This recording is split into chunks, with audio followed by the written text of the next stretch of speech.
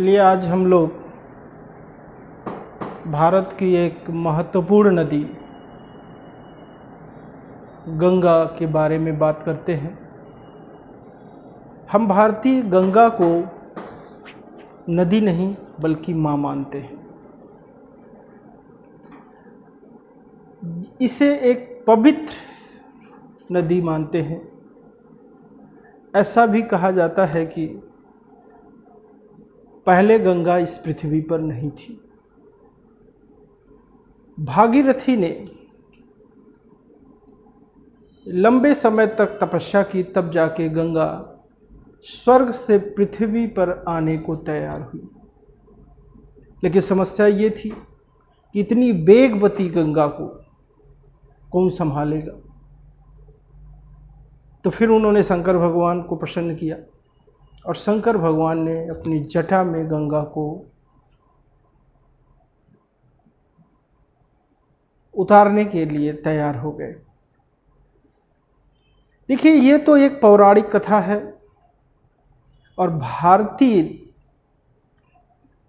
दर्शन में या भारतीय पौराणिक कथाएं ऐसे ही नहीं कही गई हैं। वास्तव में ये हकीकत है। इस पौराणिक कथा के माध्यम से हमारे ऋषि मुनि हमें ये बताना चाहते हैं कि पहले गंगा इस पृथ्वी पर नहीं थी।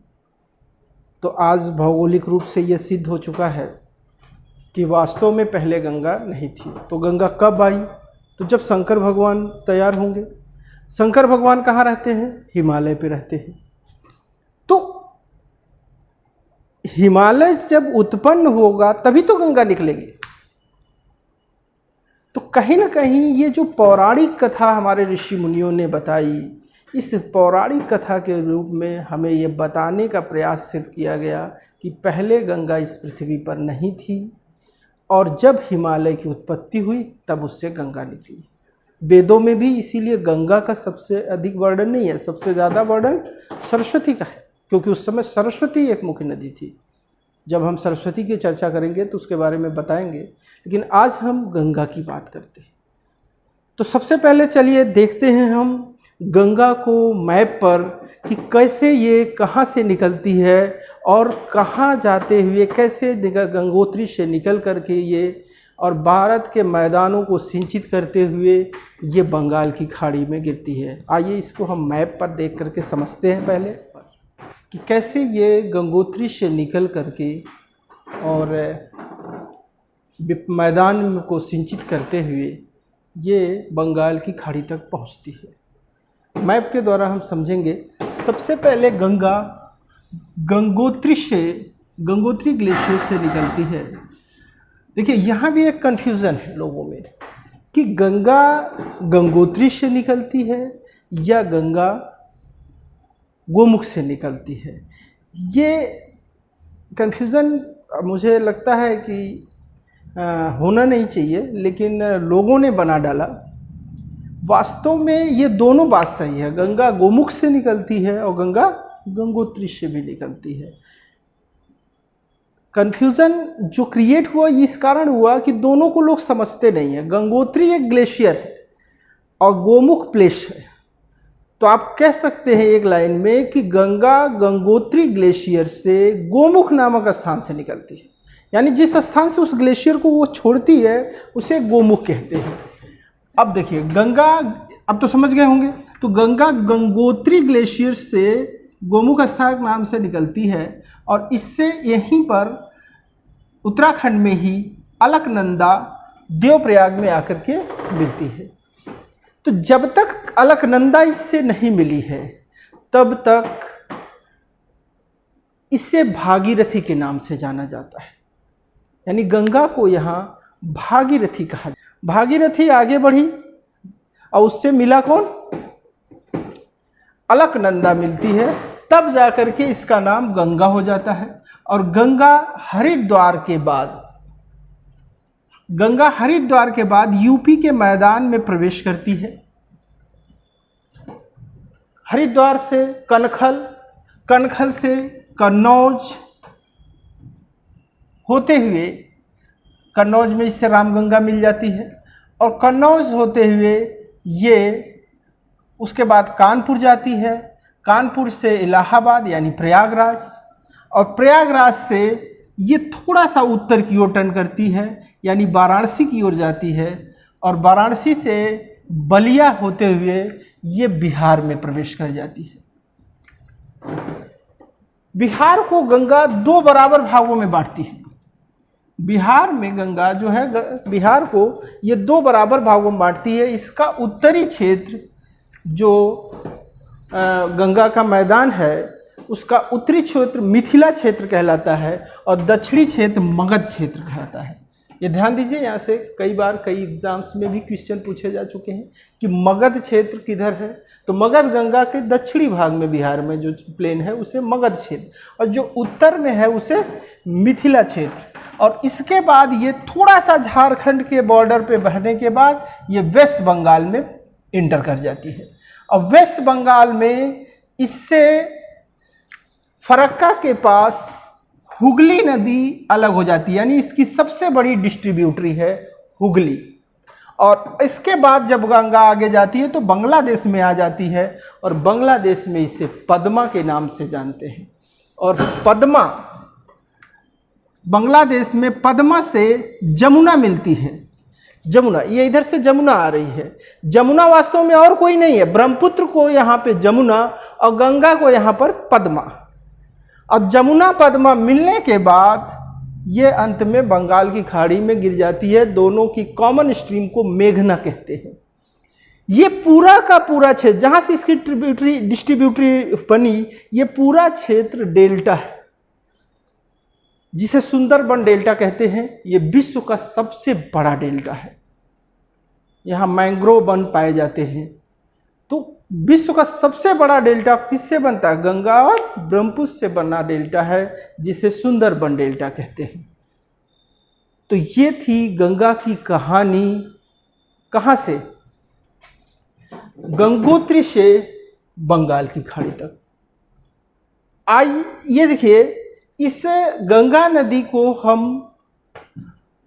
आगे चल करके नेक्स्ट टॉपिक में हम गंगा को 3 भागों में बांटते हैं। यानी अगर पूरी गंगा की जर्नी को कहें तो 3 नहीं 4 भागों में बांट करके हम लोग पढ़ सकते हैं कि गंगा नदी पहाड़ों में, यानी उत्तराखंड में, उत्तराखंड पहाड़ में, तो हरिद्वार के बाद गंगा मैदान में आ जाती है। तो हम पहला टॉपिक पढ़ेंगे गंगा नदी पहाड़ों में। फिर गंगा नदी के मैदान को 3 भागों में बांटते हैं।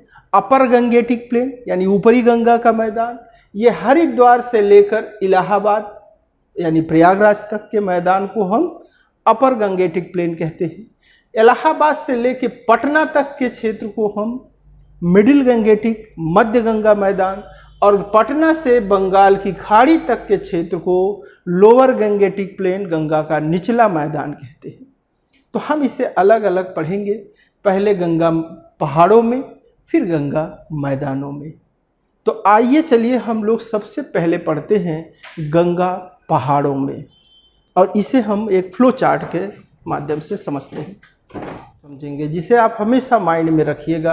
अक्सर आप अगर उत्तराखंड जाएंगे तो एक पंच प्रयाग की यात्रा कहलाती है, और कभी समय मिले तो ज़रूर करिए। लेकिन आज हम आपको एक फ्लो चार्ट के द्वारा पंच प्रयाग और गंगा की को पहाड़ों में दिखाने की का प्रयास कर रहे हैं। देखिए, गंगा नदी गंगोत्री ग्लेशियर से निकलती है। ये है गंगोत्री ग्लेशियर। देखिए, ये गंगोत्री ग्लेशियर बहुत बड़ा है, और इससे जहाँ से गंगा इसको छोड़ती है उसे हम गोमुख कहते हैं। तो इसलिए ये कहना कि गंगा गंगोत्री से निकलती है तो भी सही है, और गंगा गोमुख से निकलती है तो भी सही है।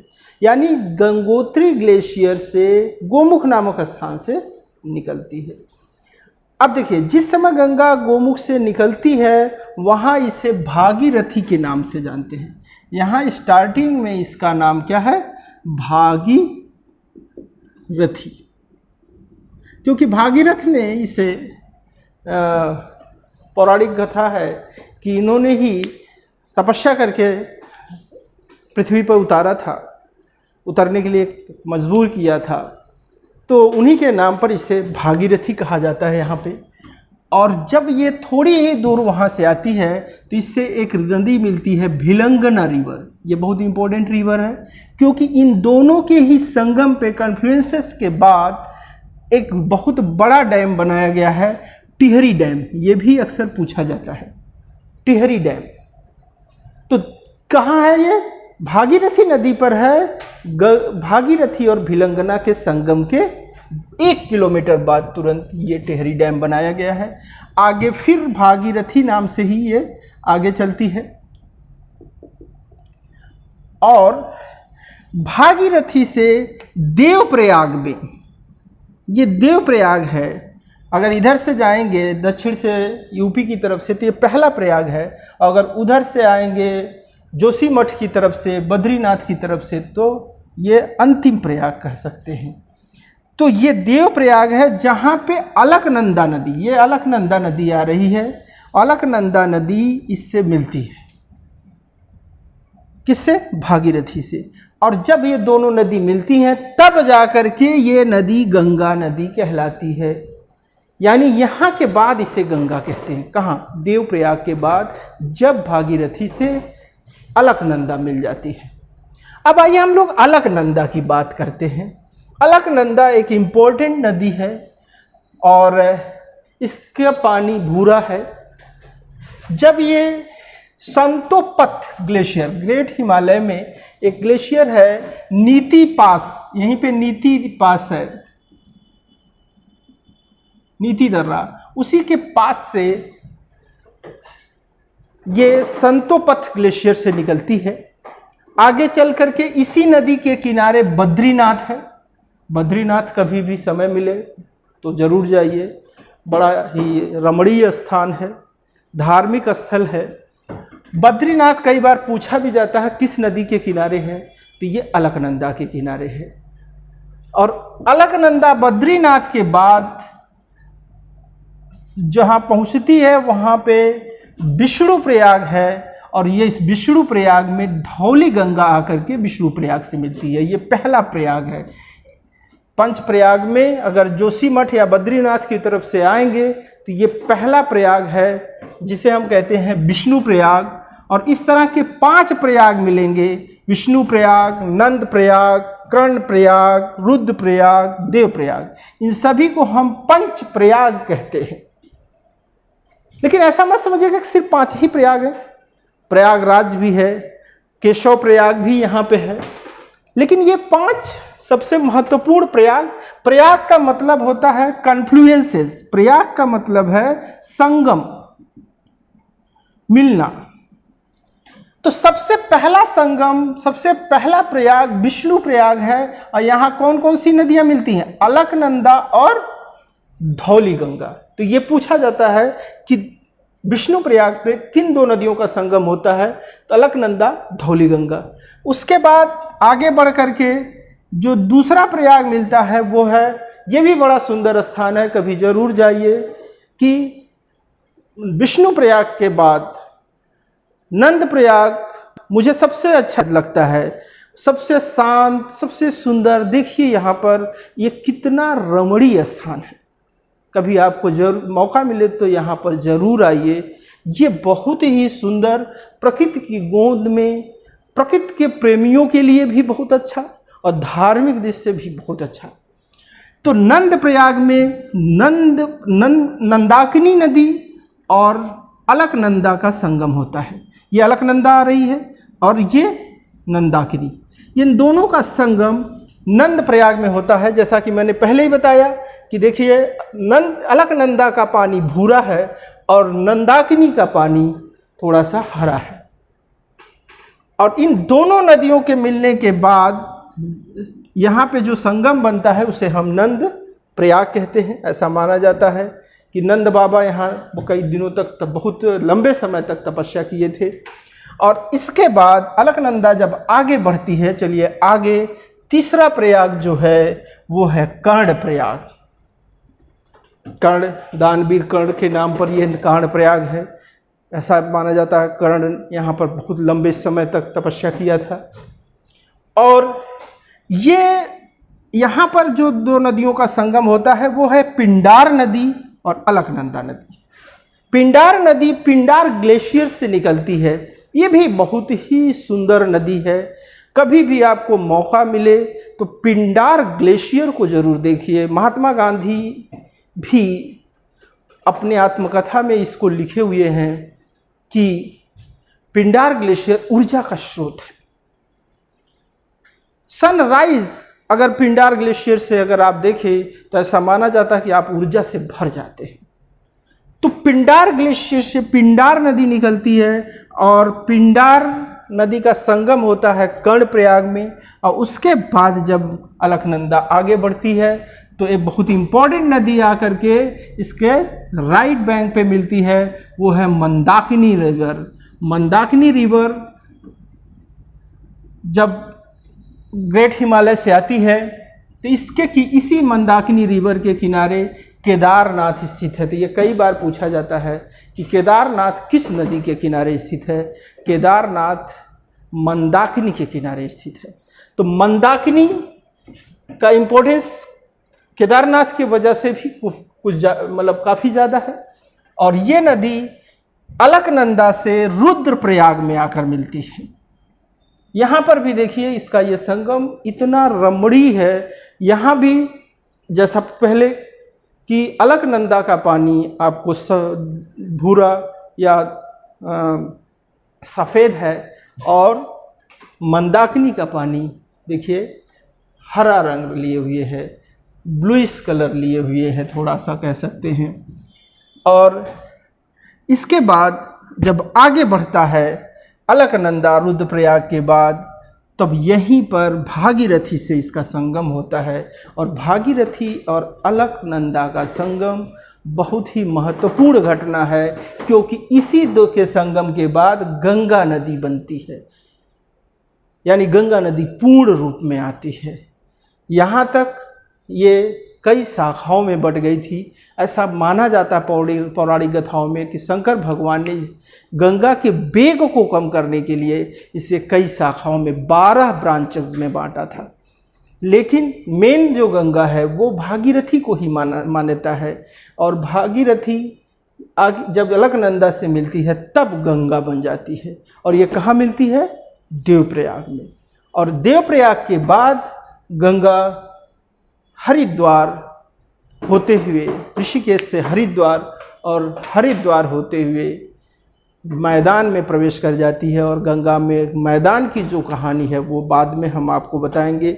आज हम लोग पंचप्रयाग की बात किए, और ये पंचप्रयाग विष्णुप्रयाग, नंदप्रयाग, कर्णप्रयाग, रुद्रप्रयाग, देवप्रयाग मिल करके पंचप्रयाग कहलाते हैं। कभी भी मौका मिले तो इन पंचप्रयाग पर जरूर जाएं। धार्मिक दृष्टि से भी जा सकते हैं, और प्रकृति की गोद में जाना हो, प्रकृति से प्रेम हो तो अवश्य जाएं, क्योंकि ये इतना सुंदर जगह है कि आप यहाँ अगर एक बार आए तो फिर इसे जीवन भर स्मरण में रखेंगे। धन्यवाद।